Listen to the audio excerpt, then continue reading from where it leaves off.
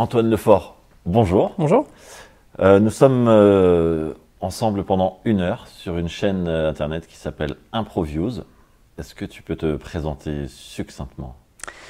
Je suis musicien, je suis compositeur, orchestrateur, pianiste et improvisateur, formateur en impro musicale. Ok. Ça fait beaucoup de casquettes à ton parcours, entre guillemets. Est-ce que tu peux nous raconter un petit peu quel est ton parcours artistique? Musique d'abord, théâtre d'abord, d'où tu viens? D'où je viens? En fait, c'est un peu ma troisième vie, là, presque professionnelle. J'ai fait du cinéma au début, quand je suis sorti du bac. Je m'étais inscrit à la fac en art du spectacle, option cinéma. Et puis, la veille de la rentrée, on m'a appelé pour faire de la régie sur un court-métrage. Et donc, j'ai couru place de la Bastille, on m'a dit « Va acheter des pinces à linge en bois !» Ok, donc j'ai été acheter des pinces à linge, puis je me suis dit « Mais ça, c'est la vraie vie, en fait, arrêter la fac, l'école, j'en pouvais plus, etc. » Donc je me suis dit « Ok, je vais faire ça, en fait. » Donc on m'a proposé de rester sur le film. Et puis en fait, j'ai fait ça pendant 2 ans, quoi. J'ai bossé sur des films, je me suis inscrit à la fac à chaque fois, mais je ne suis pas allé. Et puis après, au bout de 2 ans, je me suis dit « Bon, le cinéma, c'est génial. » J'ai bossé sur... Donc j'étais au début régisseur, après j'étais chef de file, les mecs qui s'occupent des figurants. J'étais second assistant réal, j'étais premier assistant réalisateur, donc sur des courts-métrages, moyens-métrages. Et puis, au bout d'un moment, je me suis dit, bon, quand on fait du cinéma, c'est génial, mais on ne réfléchit pas sur le cinéma, on fait, c'est pas la même chose. Donc, je me suis dit, bon, je vais quand même aller à la fac. Donc, finalement, j'ai honoré mon inscription à Paris 3. Donc, je suis allé à la fac pendant 2 ans. Ah oui, puis j'avais bossé sur un festival de courts-métrages, ça c'est hyper important aussi, sur un festival de courts-métrages qui s'appelait les Rencontres Courts Méconnus. Et j'étais programmateur, j'étais tout jeune, mais on était programmateur dans ce truc-là, et c'était un concept génial. On donnait des films, on visionnait toute la production de l'année, c'est en 96, 97. On visionnait la production de l'année, on le montrait à des mecs qui passaient au long métrage, qui choisissaient des films, et il y avait une compétition après. Donc en gros, j'ai vu énormément de films, j'ai rencontré beaucoup de gens, et donc c'était génial. Mais au bout d'un moment, je me suis dit, j'ai envie de réfléchir sur le cinéma, donc j'étais à la fac, et c'était hyper bien. Paris 3, il y avait 0 pratique, quasiment. Il y avait des bancs de montage VHS, mais quasiment 0 pratique. Donc j'ai j'ai eu des super profs, etc. Mais au bout après avoir eu mon DUG, j'ai la bougeotte qui a recommencé, donc je suis parti sur j'ai fait du making-of sur un film de Lelouch qui s'appelait Now, Ladies and Gentlemen. Donc c'était une super expérience, que c'était avant le tournage, tout le tournage, qui était très long. Enfin bon, c'était une expérience vraiment démentielle. Après, j'ai bossé sur un clip en tant qu'assistant, mais en fait, le cinéma, c'est très pyramidal. Et j'ai recommencé à faire de la musique, que j'avais commencé à pratiquer quand j'étais petit. J'ai commencé le piano, j'avais 9 ans. Et j'ai arrêté quand j'étais ado, bon. Et en fait, la musique, c'est en refaisant un peu de musique, je m'étais mis à la basse à l'époque, je me suis rendu compte que la musique, c'est un peu plus horizontal, c'est pas vertical, quoi. C'est 1 plus 1 plus 1, on fait un truc super. Et puis, je sais pas, à l'époque, en fait, je voyais pas trop comment faire autre chose. J'avais besoin de changer. Donc, j'ai fait une école de musique qui s'appelait le CIM, qui n'existe plus, qui est une école dans laquelle plein de jazzmen français ont commencé, qui a eu son heure de gloire, je sais pas, dans les années 80 ou 90. Et puis là, l'école n'existe plus, c'était un peu la fin de l'école. Bon, j'ai appris des tonnes de trucs, j'ai rencontré plein de gens, etc. Mais j'ai rencontré notamment un ami chinois, qui est devenu un ami, qui m'a dit bah viens, moi j'ai un manager, on part à Shanghai, etc. Donc je suis parti à Shanghai pendant 6 mois pour faire de la musique, quoi. Donc c'était dingue, on a joué tout le temps, c'était complètement fou. Au bout de 6 mois, je me suis dit bon, il faut que je rentre. Je me voyais pas prendre racine là-bas. Je voyais des gens qui étaient un peu comme moi, qui parlaient chinois, qui n'étaient pas intégrés. Je me suis dit bon, il faut que je rentre. Je suis rentré, j'avais pas de boulot en tant que musicien, j'étais pas assez bon, j'avais pas assez de réseau, etc. Donc j'ai fait un truc que je n'ai pas voulu reprendre un petit boulot comme j'avais fait avant. Je me suis dit, je vais travailler avec des enfants handicapés, parce que j'avais vu dans un festival un mec qui faisait de la musico, j'avais vu un documentaire, je trouvais ça génial. Je me suis dit, bon, je vais travailler avec des enfants handicapés dans des écoles, déjà pour voir si ça me plaît, etc. Donc j'étais auxiliaire de vie scolaire. Et en même temps, j'ai décroché un premier job en tant que pianiste accompagnateur d'une chanteuse lyrique dans une institution qui accueille des autistes. Et j'étais son pianiste, quoi. Et donc elle avait de l'habitude de faire de la chorale avec des autistes, etc. Donc j'étais derrière mon piano et j'ai observé elle, comment elle faisait, j'ai observé les éducateurs et j'ai appris, et petit à petit, on m'a dit, bah tiens, elle était pas mal absente l'année d'après, donc on m'a dit bah tiens c'est toi qui fais l'atelier. Au début j'étais terrifiée, puis après j'ai appris petit à petit.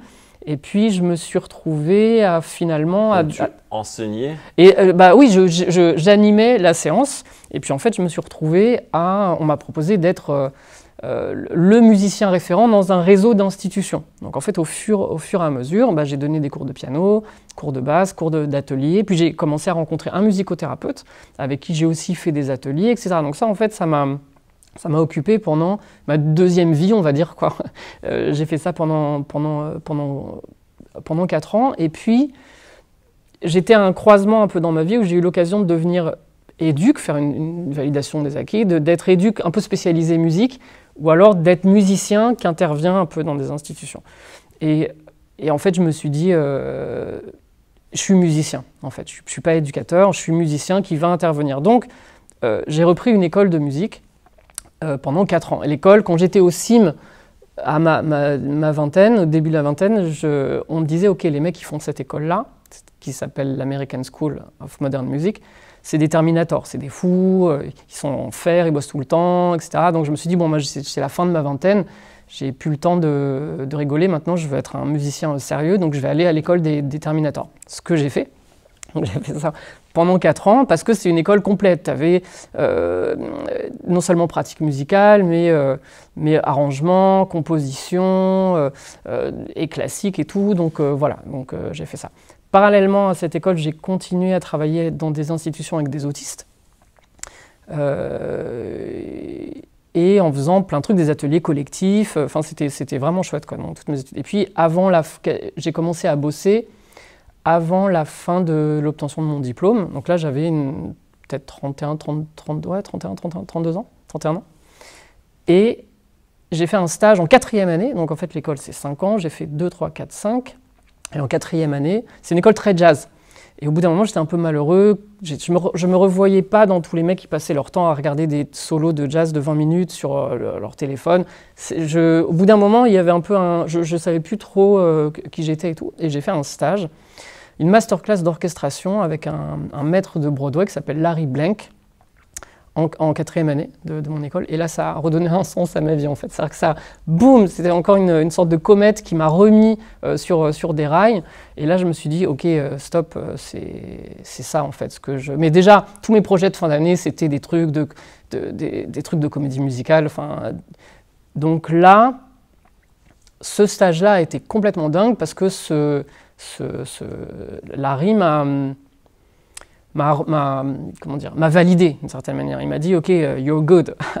Et puis très rapidement, le mec qui a organisé le stage, qui travaillait à l'époque à Universal Classic, m'a filé du boulot en fait. Donc j'étais pas sorti de l'école, que je bossais déjà pour un orchestre, j'avais du boulot quoi.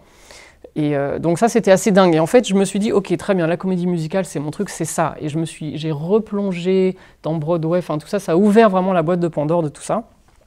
Et donc ça m'a remis un peu sur ce truc-là.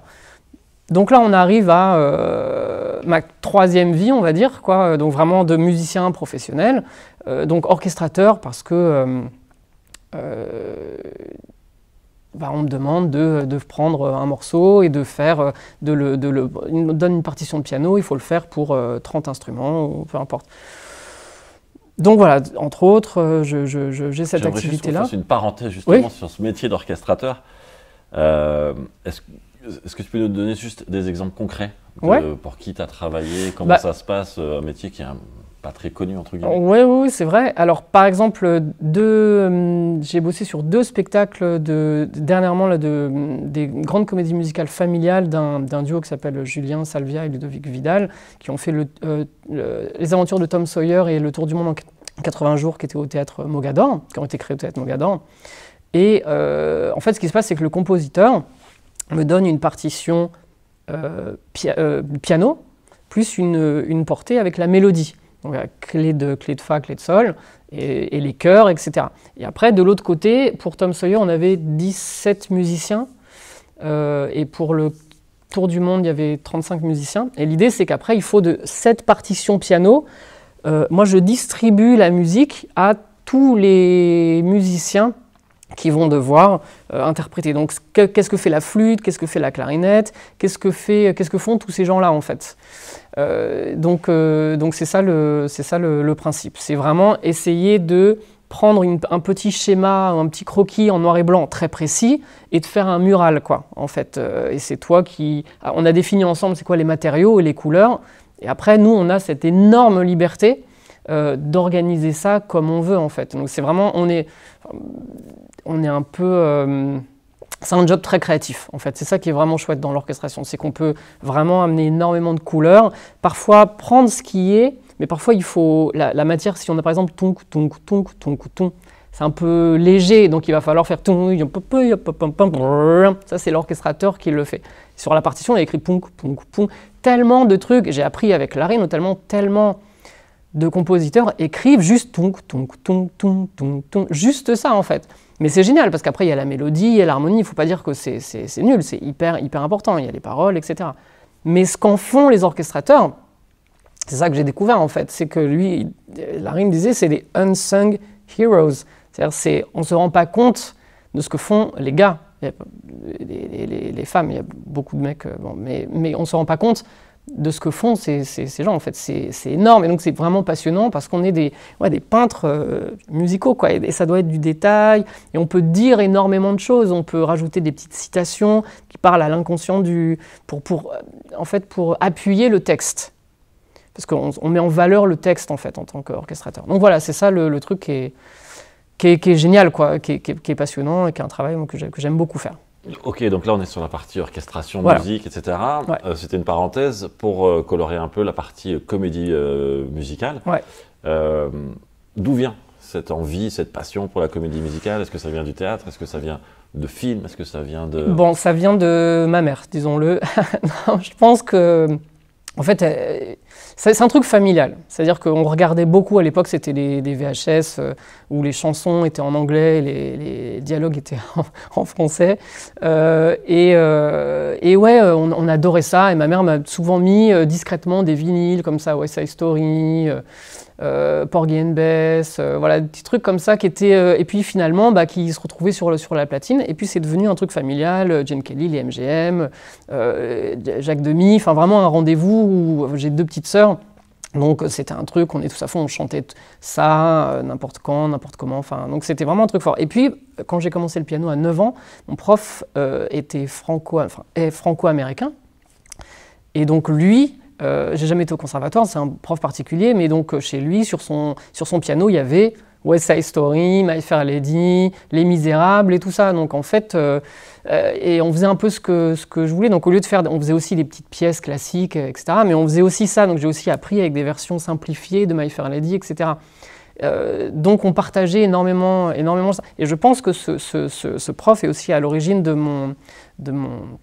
ma vocation, en tout cas le fait que j'aime orchestrer, parce qu'il avait, c'était un geek, hein, et il avait les premiers Mac pot de yaourt, là, et il avait les premiers contrôleurs MIDI, et donc il faisait avec tous ses élèves des chansons qu'on composait, donc piste par piste. Donc je pense que très tôt, j'ai compris que la musique, c'était c'est la basse, c'est la batterie, et parce qu'il le faisait, on composait les textes, on faisait ça.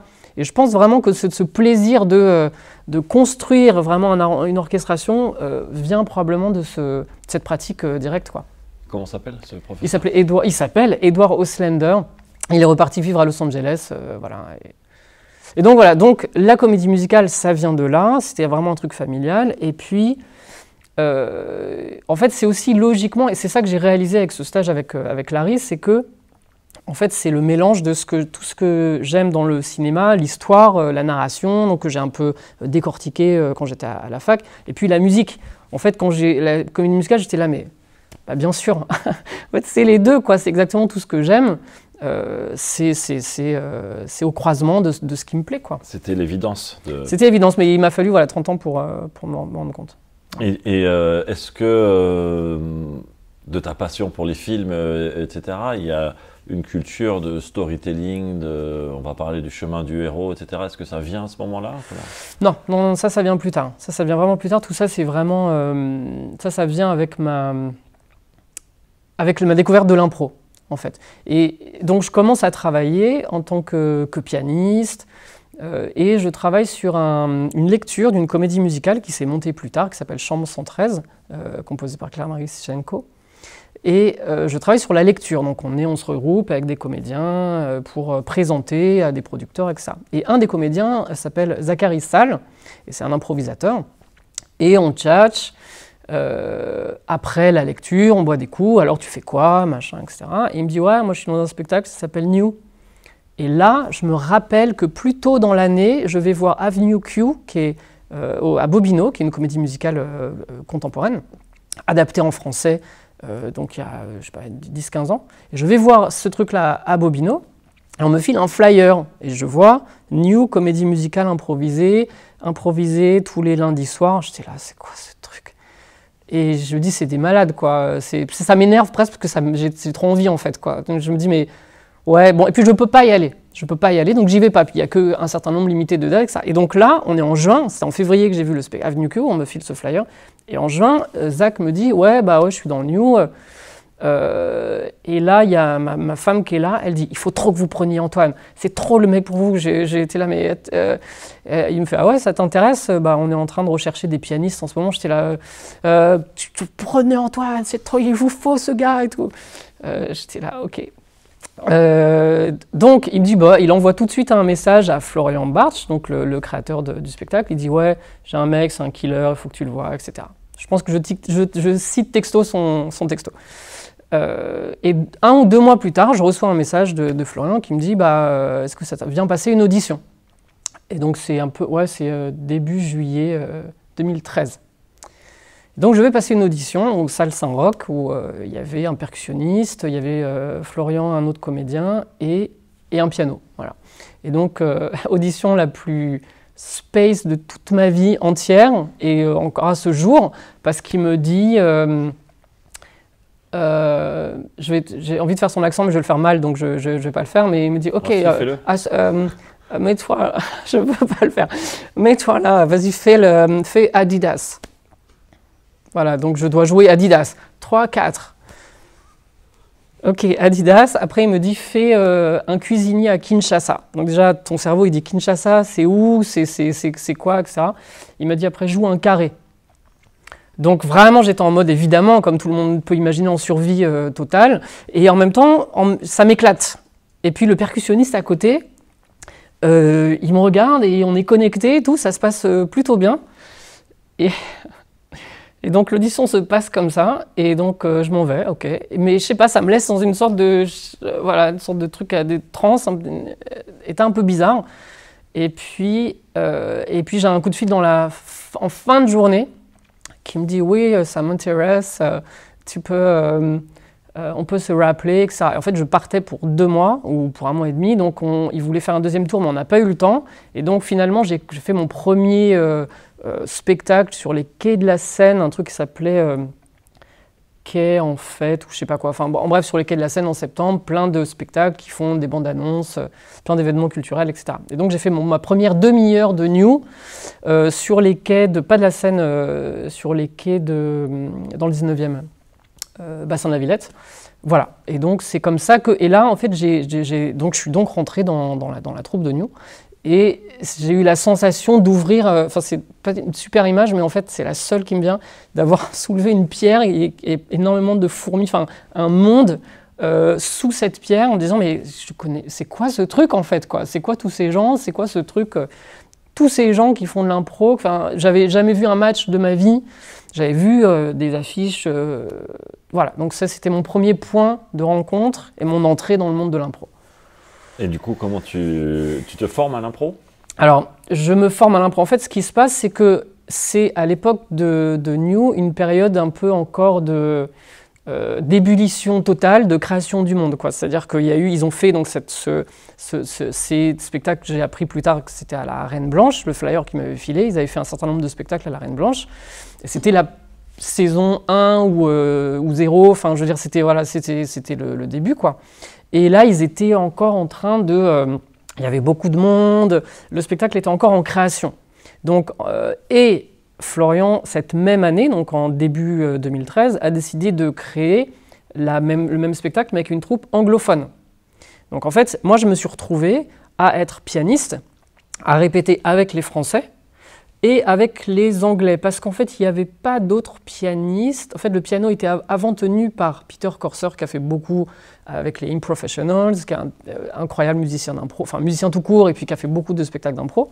Et c'était lui qui était au piano, mais lui plus saxophoniste, clarinettiste, etc. Donc là, j'ai pris la place du pianiste. Ils ont recruté un autre gars à l'époque, mais qui n'était pas beaucoup dispo. Donc en fait, je me suis retrouvé à faire... Il y avait beaucoup de répètes, il y avait genre 2 minimum répètes par semaine, de 3 ou 4 heures, plus les répètes en anglais.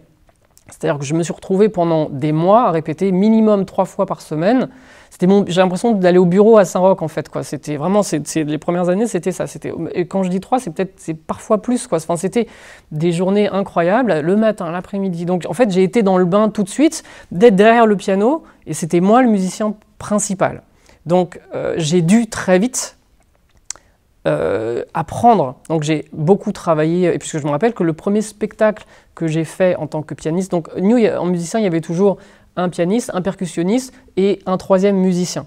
Et même à l'époque, on jouait à la MP2A, donc parfois il y avait 4 musiciens. Donc, mais le pianiste a un rôle central, bien évidemment, c'est un instrument polyphonique, rythmique, enfin, qui guide beaucoup. Donc mon premier spectacle a été en tournée fin septembre. Donc en fait, je venais à peine d'arriver, donc j'ai dû énormément... Qu'est-ce que j'ai fait? J'ai relevé beaucoup de morceaux et dans des styles différents pour avoir une bibliothèque de grilles dans ma tête pour pouvoir avoir du vocabulaire dans plein de styles en fait.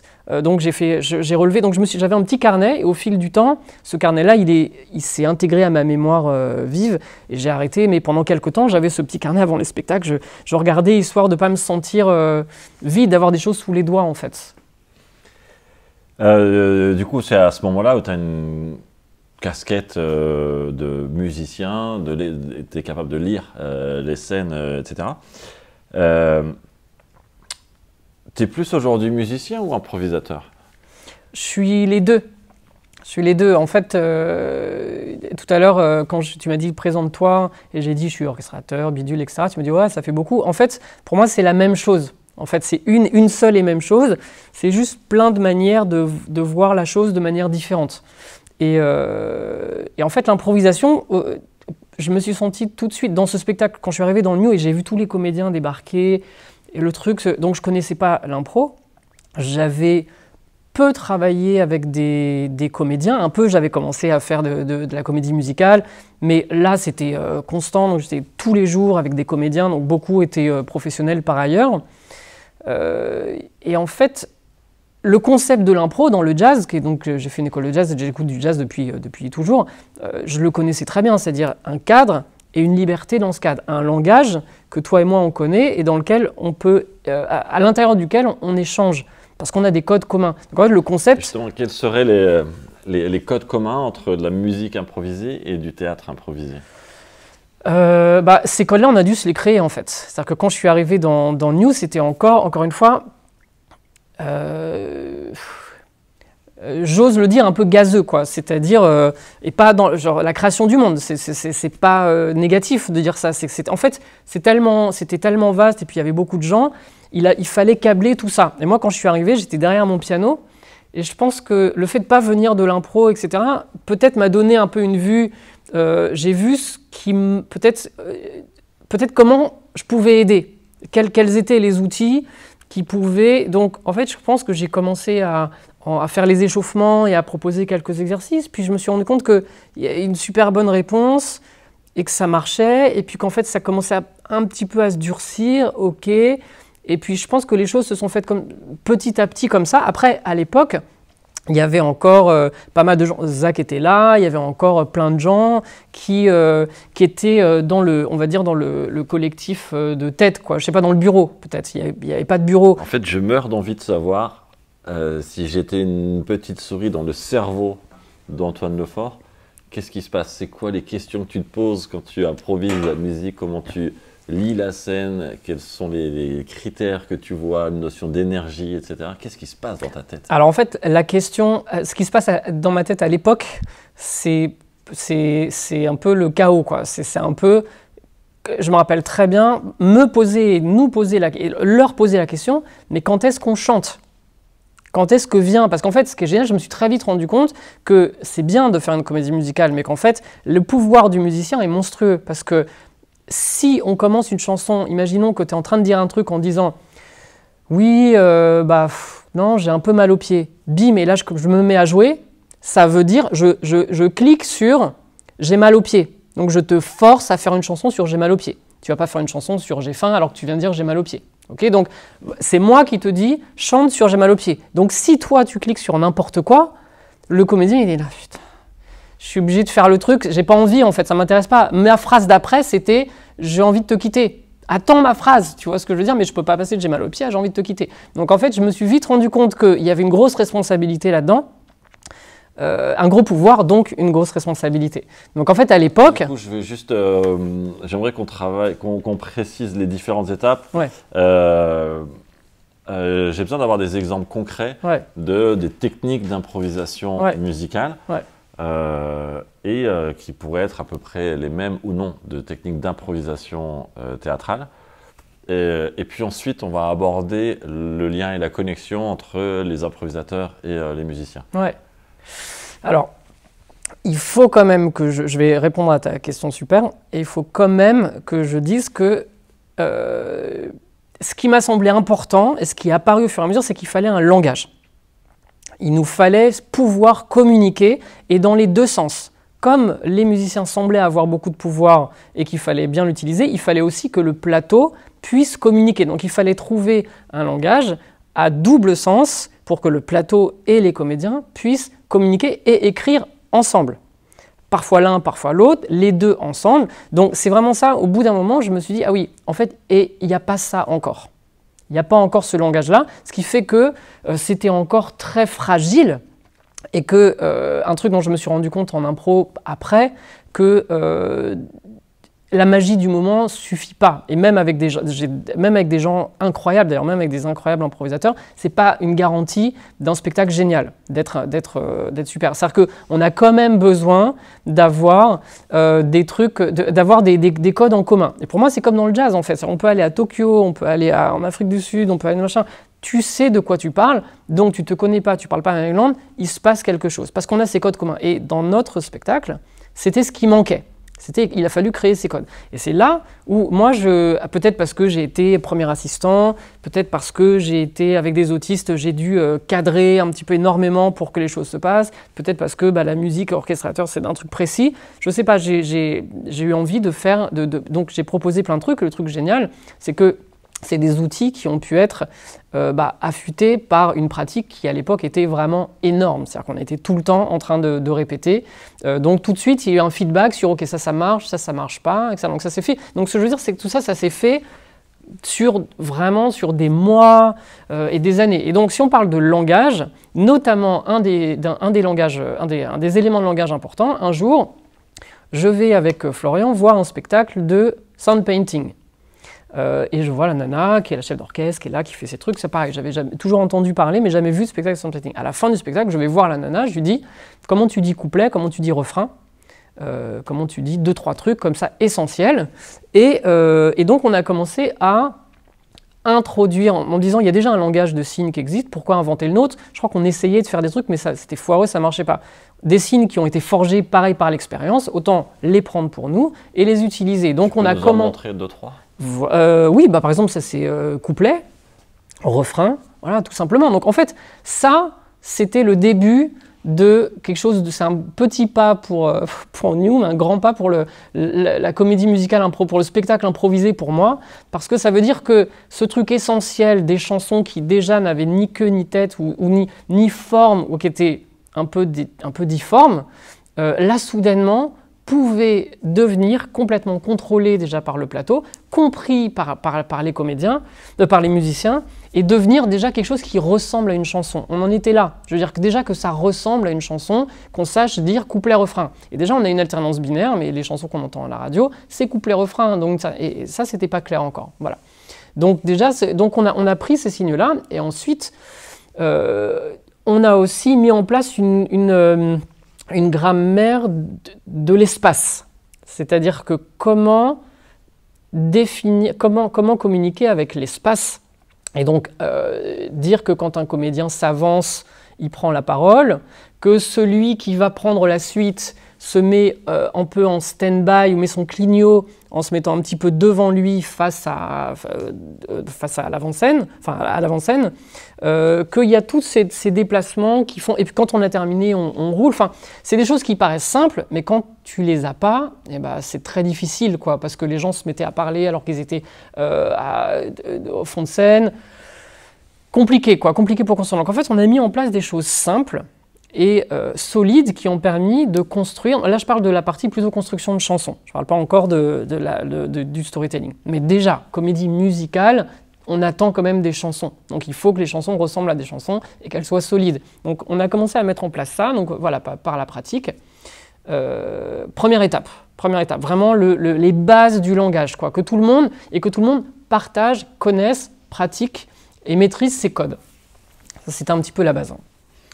Et est-ce que du coup, j'ai besoin de savoir en fait, est-ce qu'il y a une technique pour un musicien, si tu t'adresses à des musiciens qui accompagnent des spectacles de comédie musicale ou autre, pour improviser, pour construire une musique improvisée, est-ce qu'il faut toujours partir d'une gamme, puis de faire quelque chose? Il y a plein, et alors ce qui est génial, c'est qu'à force d'avoir développé comment construire une chanson, on a voulu aussi varier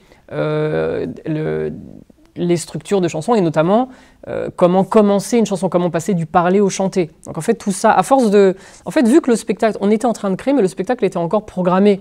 Donc ça veut dire que c'était génial, c'était une pression positive, parce qu'il fallait être bon en fait, parce qu'on ne pouvait pas... à l'époque on était à la MP2A, les spectacles étaient achetés, mais il fallait quand même, il y avait 300 personnes à chaque fois, il fallait que le bouche à oreille soit bon, donc il fallait trouver vite des solutions. Donc en fait on a dû aussi Qu'est-ce que c'est être bon? C'est une bonne question, c'est... Comment dire? En fait... c'est faire du beau jeu. C'est pas forcément marquer des buts, mais c'est faire du beau jeu, on va dire. C'est un peu vraiment comme, je pense, je connais rien au foot, mais je sais quand je vois un match et que c'est sale, quoi, et que ça me plaît pas. Même s'il y a des buts, c'est dans la douleur, c'est difficile. Et toi, spectateur, tu passes un mauvais moment, quoi. En fait, c'est ça. L'idée, c'est que tu es dans la salle, tu passes quand même un bon moment, c'est-à-dire que tu vois pas les gens avec des blessures, en train de se mettre des coups, que ce soit dur, quoi. Même s'il n'y a pas de but, quoi. C'est mieux s'il y a des buts. Donc l'idée, c'est que voilà, il y ait du beau jeu, entre guillemets. Tout à l'heure, tu parlais du langage commun. Qu'est-ce qui se passe quand il y a un des interlocuteurs, musicien ou artiste, qui respecte pas ce langage? En fait, il faut respecter le langage. En fait, pourquoi? Parce que c'est un sport co. Vraiment, l'analogie avec le foot, c'est qu'on est obligé de connaître le langage, de le respecter. Et comme tout, après, on est créatif, on jongle, on est des artistes. Mais l'idée, c'est que moi, je me suis très vite rendu compte que si on n'avait pas ces techniques-là de communication, si on n'avait pas de technique, on n'allait pas progresser. Et si on n'allait pas progresser, on allait dire ce spectacle-là, c'est bon quand ils sont en forme, et 80% du temps, ça ne le fait pas. Et en fait, pour moi, ça a beau être de l'improvisation, il faut de la technique. Il faut de la technique. Donc c'est cette technique qu'on a, donc tu me demandais il y a 2 secondes sur les chansons. Donc on a imaginé plein de manières. On a imaginé, non, en fait, on a observé. Moi, j'ai énormément fait ce travail-là, de regarder des comédies musicales, ce que je faisais sans peine, hein, et de me dire, OK, comment est-ce qu'il passe du parler au chanté? Et au bout d'un moment, tu notes des trucs et tu mets des outils dans ton sac. Et ces outils, tu les traduis. Moi, je prends cette image souvent que j'ai pendant longtemps désossé plein de comédies musicales, enlevé la carrosserie, voir comment ça fonctionnait. J'ai remonté les parties qui m'intéressaient sur un châssis improvisé. C'est les trucs, comment j'ai adapté tout ça et comment, avec la troupe, on a travaillé pour polir nos outils en non-stop, et en répétition et en spectacle. Et on avait cette chance de jouer très régulièrement. Enfin, au début, d'ailleurs, pas si régulièrement que ça, mais quand même une fois par mois, c'était quand même pas mal. Voilà.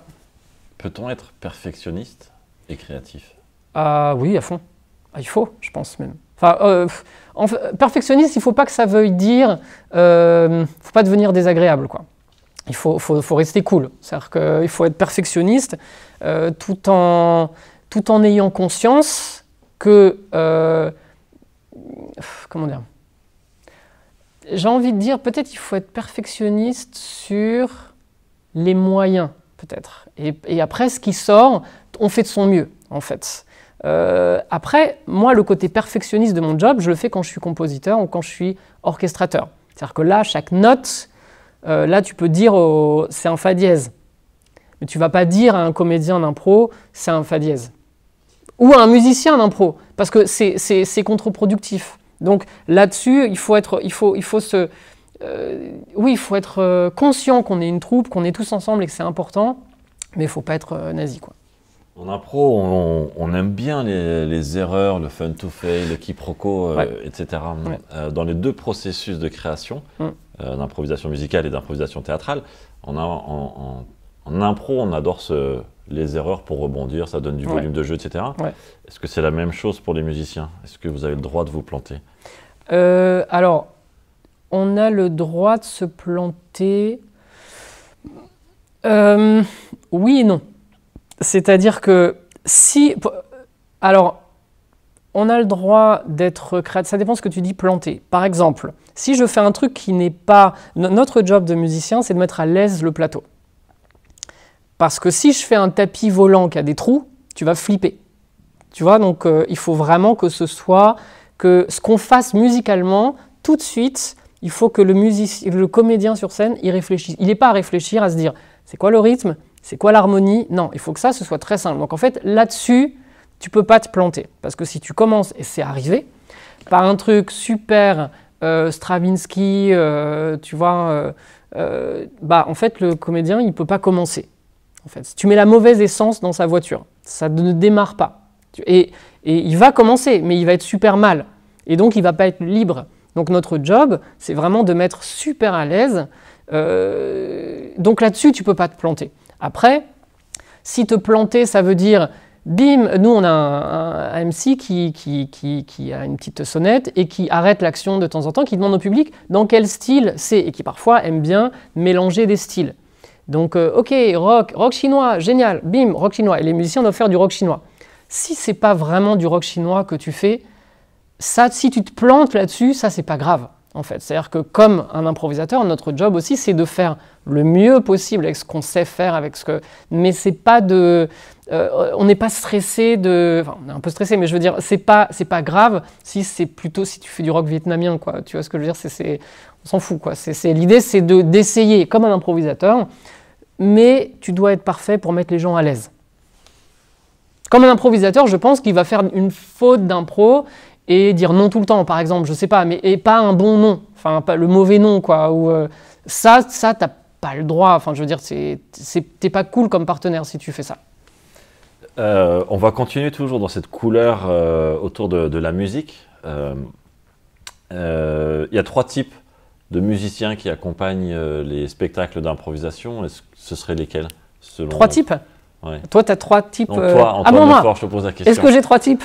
Non, moi, j'ai qu'un type, c'est le gars qui est connecté au plateau. En fait, c'est pour moi le seul truc important. Et c'est vraiment marrant parce que j'ai vu des musiciens excellentissimes, bien meilleurs musiciens que moi, pianistes ou techniquement avec ça, mais qui ne sont pas du tout connectés à ce qui se passe. Alors, c'est quoi les 3 tips pour être connecté? Ah, les tips! Je crois que tu me disais les tips. Ah non, mais je parlais des types. Ah, des tips. Des types, puis les tips. D'accord. Donc, les tips, c'est garder les yeux tout le temps sur le plateau. Avoir absolument conscience qu'on est au service et qu'on a vraiment cette possibilité de faire trébucher facilement, donc il faut extrêmement faire très attention à ça. Qu'on est aussi à plusieurs musiciens, qu'il faut aussi apprendre à communiquer avec ses camarades musiciens. Comment ça se passe? On les regarde? Beaucoup de regards, beaucoup de gestuels. Après, moi, je suis souvent chef d'orchestre, vu que j'ai tellement fait, et que le piano ou la guitare, le piano est un instrument vraiment central dans l'orchestre.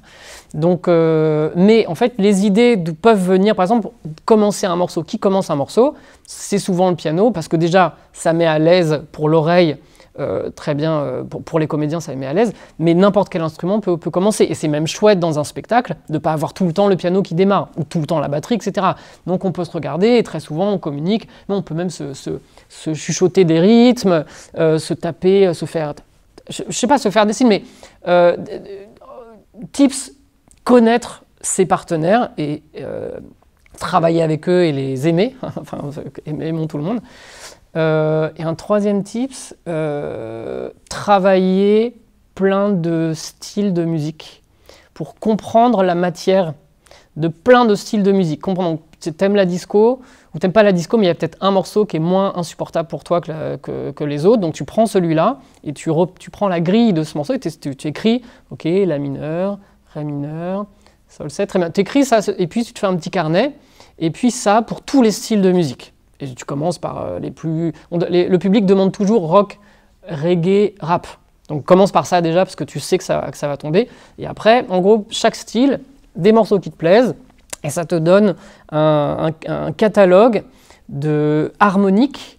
Et après, les gens disent souvent « ouais, mais la musique, c'est pas improvisé, etc. » En fait, c'est complètement improvisé, mais c'est-à-dire que si c'est de la disco, par exemple, tu as un rythme que tu attends. Si toi, tu lèves la main en tant que spectateur, tu dis « faites de la disco ».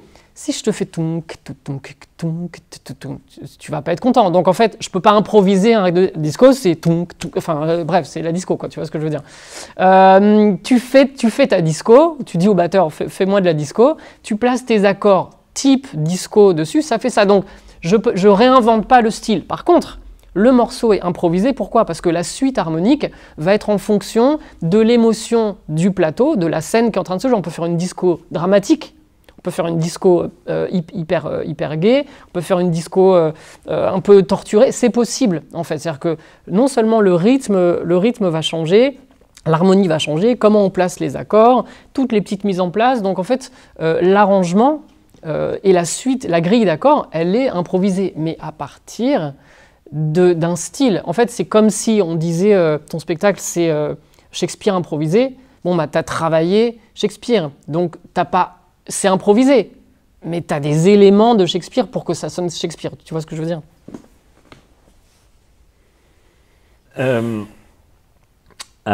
Tous les musiciens peuvent-ils improviser ou accompagner un spectacle d'impro? Oui, bien sûr. S'ils ont le bon état d'esprit que c'est collectif, que c'est vraiment un travail collectif et c'est pas... on n'est pas déconnecté. Le principal problème que j'ai vu dans les musiciens, c'est qu'ils sont soit techniquement encore trop dans leur piano ou dans leurs instruments, donc ils ne lèvent pas la tête, et donc il se passe des trucs, et les mecs, les gens sur le plateau font des signes dans le vide, enfin, ou cherchent une communication dans le vide, et ensuite vouloir imposer son truc. C'est ça que j'ai envie de faire. Chante là-dessus. Ça marche pas. Ça, c'est pas la bonne attitude. Ça se construit en temps réel. Et comment est-ce qu'on fait pour sensibiliser des improvisateurs à la musique?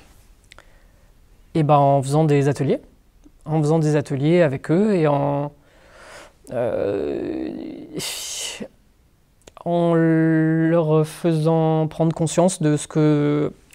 En fait, pour moi, en donnant les outils de communication, voilà, tout simplement. Et c'est vraiment ce que je vois, en fait. Moi, je fais des stages partout en France, et c'est toujours la même histoire. C'est-à-dire que je vois que beaucoup de gens sont terrorisés de... Souvent, leur rapport de la musique avec la musique improvisée, c'est en match, les catégories, chanter, comédie musicale, etc. Et le scénario est vraiment toujours le même. C'est-à-dire que dans les troupes, dans les ligues, tu as une ou deux personnes qui est soit une tête brûlée, qu'elle chante bien ou qui chante bien ou pas, ou soit quelqu'un qui chante très très bien, qu'on pousse sur scène, qui fait le truc. Si elle est désinhibée, ça se passe bien, elle n'est pas traumatisée. Si ça se passe pas bien, si quelqu'un est un peu stressé, eh ben, elle est trauma. En fait, plus personne veut y aller, quoi, parce qu'il n'y a pas de technique, parce qu'il y a peu de musiciens dans les matchs, et que ça... Donc en fait, là, ça ne peut pas prendre, parce qu'il n'y a pas, je pense, cette communication. Et moi, très souvent, je vais voir une troupe, et je leur dis, bon, ben voilà ces outils, les signes, le déplacement dans l'espace, et en fait, c'est comme si soudainement on éclairait le plateau, et on éclairait cette relation en disant, mais en fait c'est possible, en fait c'est simple, et c'est même pas obligatoire de savoir bien chanter. Parce que pour moi, quand je vais voir un spectacle avec des improvisateurs, je vais pas, c'est pas The Voice, quoi.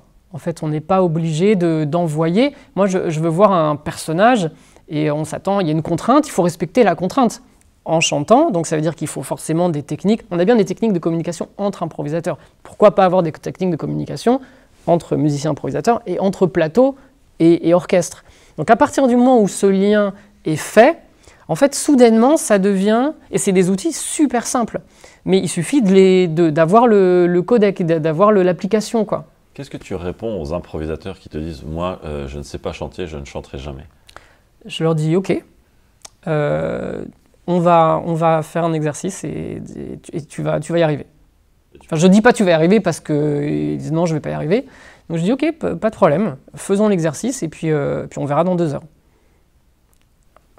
Et bah, en général, ça se passe bien parce qu'en fait, il y a cette idée qu'il faut être performant vocalement, quoi, qu'il faut envoyer, il faut être Garou, Céline Dion. Bah, en fait, non, c'est pas ça le problème. Le seul problème, c'est que comme on n'a pas de technique d'impro, c'est comme si on se retrouve seul au monde, comme dans un cauchemar où on chante et on a poil et que tout le monde et qu'il faut. C'est la même chose en fait. On se retrouve à poil et devoir chanter, mais en fait, il suffit d'avoir de la technique pour construire une chanson, se dire c'est déjà couplet-refrain. Et ensuite, savoir que le musicien est un accompagnateur, improvisateur, et que c'est une boucle, et qu'on est donc pas tout seul. Et puis savoir communiquer entre improvisateurs sur le plateau. Enfin, tout ça, c'est juste des techniques de communication, et sincèrement, qui sont des choses simples. Et à partir du moment où on a ça, ça enlève la peur, parce qu'on se rend compte que c'est possible. Tout le monde peut improviser une chanson. Pour de vrai, vraiment, je l'ai vu, et c'est pas un problème de savoir chanter. C'est mieux si tu sais chanter. C'est génial si tu sais bien chanter. Mais c'est pas une scène d'impro, c'est pas un karaoké, quoi. Et même si tu sais pas chanter un karaoké, c'est pas grave. Antoine Lefort, quelle est la meilleure comédie musicale improvisée parmi New, la CMI, le fauteuil d'orchestre, Interactive Playlist ou toute première fois?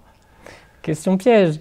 Mais non, mais c'est des spectacles complètement différents. C'est des spectacles qui ont des envies. J'ai vu la CMI, j'ai vu Fauteuil d'orchestre. Qui tu cites Interactive Playlist. Alors ça, je connais pas. Toute première fois. Toute première fois que j'ai vu aussi. En fait, c'est des spectacles qui sont complètement différents, qui veulent faire des choses complètement différentes. Moi, je peux parler de New parce que je suis à l'intérieur et que nous, notre objectif, c'est de faire une comédie musicale selon les codes de la comédie musicale américaine.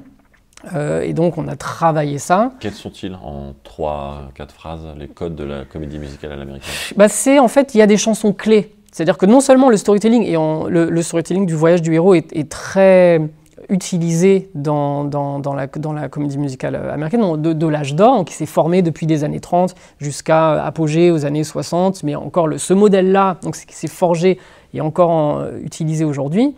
Et en fait, il y a, donc on va dire que ça reprend le schéma du voyage du héros avec des chansons clés. Donc imaginez que le voyage du héros, c'est des boîtes, et que dans ces boîtes-là, il y a des chansons clés qu'on retrouve de spectacle en spectacle. Une chanson clé, c'est quoi? Une chanson clé, c'est une chanson qui a une fonction dans l'histoire. C'est une chanson qui dit, par exemple, qui peut être attachée à un archétype ou à une étape de storytelling. Un archétype, par exemple, la chanson du mentor. À un moment donné, le héros, comme tous les héros du voyage du héros, au début dans sa vie, c'est pas génial, donc il a besoin d'un mentor qui va lui dire « You can do it ». Donc ça, c'est une chanson clé, c'est la chanson du mentor. Et puis, tu as une chanson structurelle qui est liée, par exemple, à la narration, qui est la chanson du nouveau monde. Quand le héros, poussé par son mentor, se dit « Ok, je vais aller essayer de me transformer, d'aller là », et ben il y a la chanson du nouveau monde, c'est-à-dire l'endroit où il a essayé, où il veut commencer à planter sa graine, qui dit « Hey, ici ça se passe comme ça », qui te présente comme une autre chanson structurelle, la toute première spectacle, l'opening number. Donc ça, c'est des chansons en fait qui nous ont permis de structurer notre spectacle à la manière de Broadway. Pourquoi? Parce que c'est extrêmement efficace. Encore une fois, c'est comme Shakespeare improvisé ou Boulevard improvisé. Il faut connaître les éléments incontournables. Donc nous, on a fait ce travail-là sur Broadway. Donc notre spectacle, c'est ça. D'autres spectacles, ceux dont tu parles, ils ont une autre envie. C'est pas le même spectacle. Donc en fait, il y a de la place pour tout le monde. En fait, non, mais c'est vrai. Les élèves qui ont suivi un cursus avec Antoine Lefort, ouais, en général sortent transformés en disant « j'étais jamais capable de chanter, maintenant Antoine a transformé ma vie et je suis à l'aise pour chanter ». C'est quoi le secret, la marque de fabrique de Antoine en tant que coach? Comme j'ai dit, je pense que c'est des outils simples C'est vraiment des outils simples parce qu'ils ont été tellement rodés par notre expérience, par tous les spectacles qu'on a fait, que moi je compare ça à des pipelines en fait. Au bout d'un moment, c'est vraiment des pipelines un peu comme voilà, qu'on va aller mettre dans la... on va aller chercher, mettre une pipeline dans la créativité de chacun, et chacun va se rendre compte, grâce à ces outils, et tout le monde va se rendre compte, en fait, c'est possible. Mais c'est possible non seulement d'improviser des mélodies, mais d'improviser des paroles, d'improviser des histoires longues. Pour moi, c'est possible parce que les outils sont bons, en fait, parce que les outils ont vraiment été travaillés, affûtés, et donc ça marche. C'est ça la clé, en fait, c'est que ça fonctionne. Et après, moi, en tant que formateur, j'ai énormément de plaisir à transmettre ça, parce que c'est des outils que j'ai en grande partie contribué à créer, et donc j'ai le plaisir d'apporter ma sauce, quoi, en fait. Et puis j'ai le plaisir de la comédie musicale, et j'ai le plaisir de partager ça. Donc, et puis je sais que ça marche. En tant que... J'ai deux questions. C'est quoi les critères pour recruter un improvisateur dans une comédie musicale? Ouais. Et lié à ça, quel est le rôle d'un directeur artistique d'une compagnie de comédie musicale? Alors comment recruter quelqu'un? C'est difficile parce que plus on avance, plus il faut que les gens soient opérationnels vite, etc. Donc il faut que ce soit quelqu'un qui sache chanter, parce qu'à partir du moment où on fait payer des places un peu chères dans un théâtre, il faut que les gens sachent chanter sur scène, parce que sinon on se dit mais qu'est-ce qui se passe? Et puis après, pareil pour l'impro, en fait, il faut que ce soit quelqu'un qui ait de l'expérience en impro. Alors, il y a des gens qui sont naturellement connectés à leur potentiel d'improvisateur. Néanmoins, il faut intégrer quelqu'un, et il faut faire un internship, quoi. Donc en gros, il faut être chanteur et avoir un peu quand même pas mal aujourd'hui, en tout cas, d'expérience en impro, ouais. Directeur artistique, c'est quoi sa mission? Comment ça fonctionne? L'idée, c'est juste de dire comment est-ce qu'on fait avancer le spectacle? Comment est-ce qu'on développe le spectacle? Comment est-ce qu'on le... C'est quoi les outils? C'est quoi où on va? D'un côté business, argent? Alors business, argent, ça c'est vraiment le côté de production dont s'occupe Florian Bartsch. Donc moi, c'est vraiment pas trop ce que je fais.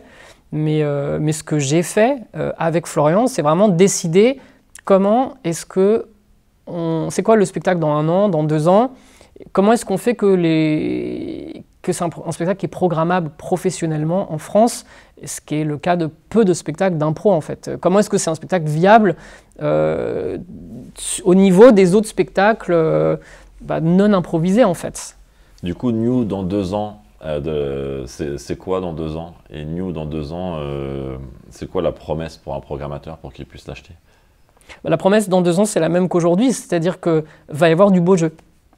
On garantit du beau jeu, en fait, et que ça, les programmateurs viennent voir le spectacle, parfois ils reviennent avec d'autres gens pour être sûrs. Il y a des gens enthousiastes tout de suite, d'autres qui disent oui, mais c'est du beau jeu ce soir, et puis le deuxième soir, mais est-ce que ça va être du beau jeu chez moi? Parce que moi j'ai 10 spectacles dans mon année, mais les gens ne me pardonnent pas si jamais. Donc c'est compliqué à programmer. Donc l'objectif, c'est de continuer à faire des spectacles de qualité à chaque fois, tout en restant... La double promesse de ce spectacle-là, c'est comédie musicale, donc ça chante bien, ça respecte la comédie musicale, ce qui ressemble à une comédie musicale, encore une fois, à la Broadway. Et en même temps, c'est improvisé. C'est-à-dire que c'est réellement, d'une fois à l'autre, complètement différent. Et c'est vraiment improvisé. On sent que ça rebondit avec les propositions des gens. Et c'est pas prémâché, quoi. Il y a vraiment des moments de liberté folle à l'intérieur de ce cadre-là. Donc pour moi, on est sur une crête, en fait. On est vraiment sur une crête entre le versant très technique de la comédie musicale, le versant complètement libre et wild de l'impro. Et c'est là où il faut qu'on soit, en fait. New à l'Olympia? Ce serait bien. Ce serait bien. Je pense que s'il y a 2 choses pour l'instant, qui nous séparent de ça, l'argent. la prise de risque. Donc il faut, et bon, c'est pas monstrueux, mais c'est quand même une petite somme. Et déjà faire vivre le spectacle à Paris et en tournée, ça équilibre les coûts, donc le spectacle ne perd pas d'argent, mais c'est fragile, cela dit, comme beaucoup de spectacles. C'est pas non plus, c'est pas un scoop, mais pour un spectacle d'improvisation, aujourd'hui, ça s'équilibre. Donc, ce serait de mettre soudainement faire une grosse dépense, et pour l'instant, on n'en est pas encore là, première chose. Et deuxièmement, pour moi, ce serait vachement important, parce que ça veut dire, ça légitimerait le spectacle d'impro dans des lieux comme ça. Moi, j'ai compris, en fait, dernièrement, que personne n'allait venir nous chercher. Et je pensais, c'est marrant, je pensais qu'en fait, il y avait...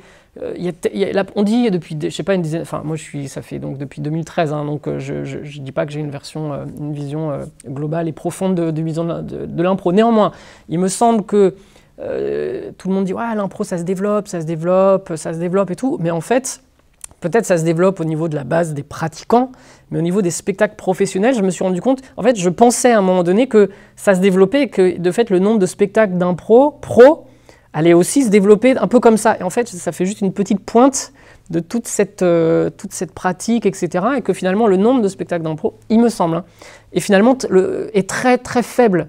J'étais surpris de ça, je me suis dit que la base allait pousser en fait. En fait, la base pousse pas tant que ça pour X raisons, je sais pas, il y a des sociologues qui travaillent là-dessus. Donc à lire, mais néanmoins, je remarque juste que il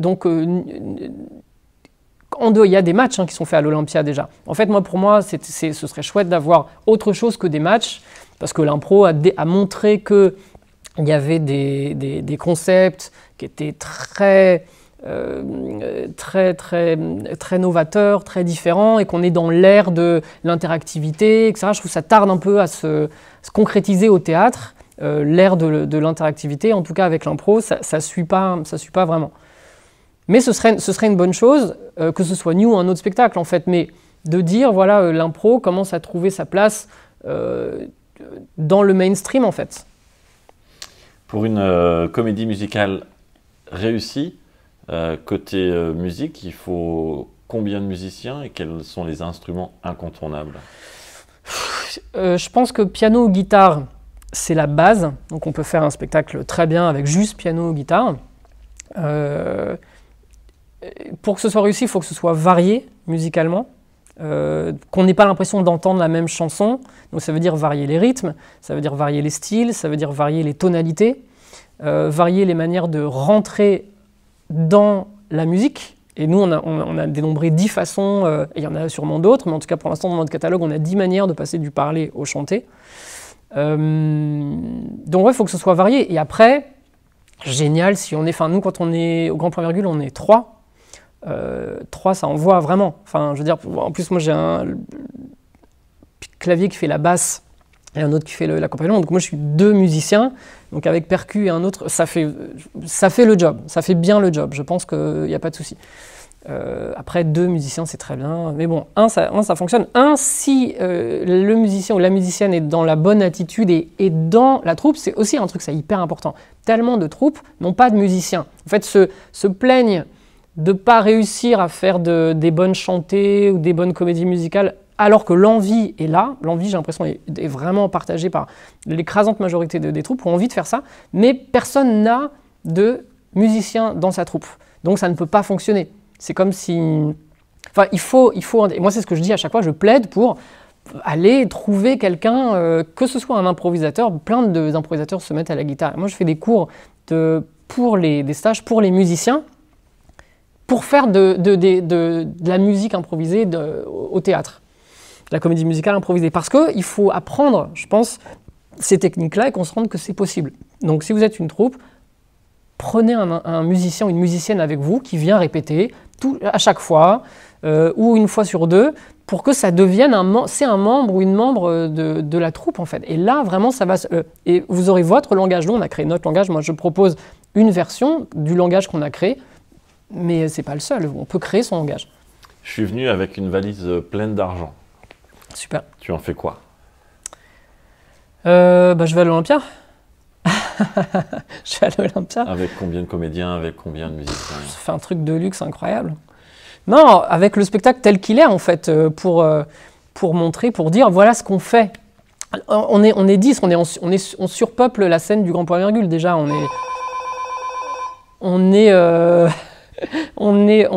C'est l'argent qui arrive. On est 4 comédiens. Peut-être qu'on serait 5 comédiens, un de plus qu'on est sur scène. Peut-être qu'il y aurait 1 ou 2 graphistes. Peut-être qu'il y aurait 4 musiciens. Mais 3 musiciens, 4 comédiens, un illustrateur ou une illustratrice, c'est un MC. C'est déjà largement suffisant pour l'Olympia, hein, largement. Et ça cartonnerait. Ouais. Jouer dans New, c'est bien payé au regard de tout le travail, de tous les investissements et répétitions que ça demande? C'est bien payé. Déjà, les spectacles sont payés correctement. Donc ça, pareil, c'est vraiment c'est assez... je veux dire, plein de pièces de théâtre non improvisées sont bien moins payées que ça à Paris. Paris, on ne fait pas beaucoup d'argent forcément avec le théâtre, donc c'est absolument correct et c'est depuis le départ. Donc ça, c'est vraiment chouette. Tout le monde a un cachet en fait sur scène depuis le début. Donc c'est vraiment cool et un cachet vraiment tout à fait correct. Après tout le temps, on a mis tellement je sais pas, de centaines d'heures en fait pour monter ce spectacle. Non, par rapport à tout ce travail-là, c'est pas bien payé, mais en attendant, je pense que, enfin je parle pour moi, ça m'a appris tellement. J'ai appris tellement de choses sur la comédie musicale, en fait. C'est-à-dire que par ailleurs, moi qui suis compositeur et qui ai composé une comédie musicale l'année dernière, qui s'appelle Fan de Chichoun, qui est chantée de A à Z, ça m'a appris énormément parce que ça m'a fait... Pour aller comprendre et pour aller transmettre et pour aller adapter la comédie musicale à un spectacle improvisé, j'ai dû plonger dedans. Et pas plonger dedans que musicalement, parce que ça, je le fais déjà en tant qu'orchestrateur. Orchestrateur, on ouvre le capot de la musique et on dit « Ok, donc qu'est-ce qu'on fait ?» Donc ça, c'est ça que j'ai pu apporter à ce spectacle. C'est ma connaissance intime de la matière musicale de la comédie musicale. Après, ce que ça m'a fait rechercher, c'est la matière narrative. Donc j'ai énormément appris et ça nourrit ma pratique professionnelle non improvisée en fait. Donc, et pour le storytelling tout court, pas que de musique. Cet été, j'ai écrit et tourné un court-métrage non musical. Et ça, sans toute cette expérience-là, je pense que j'aurais beaucoup plus peiné, galéré sur l'écriture. Et en fait, voilà, maintenant j'ai énormément d'outils. Donc en fait, toutes ces heures de travail, de recherche, c'est une richesse incroyable. Donc voilà. Est-ce que tu peux nous partager un échec que tu as vécu qui t'a marqué? Dans l'impro? Dans le monde de l'impro? Dans ton parcours. Ah, dans mon parcours? Je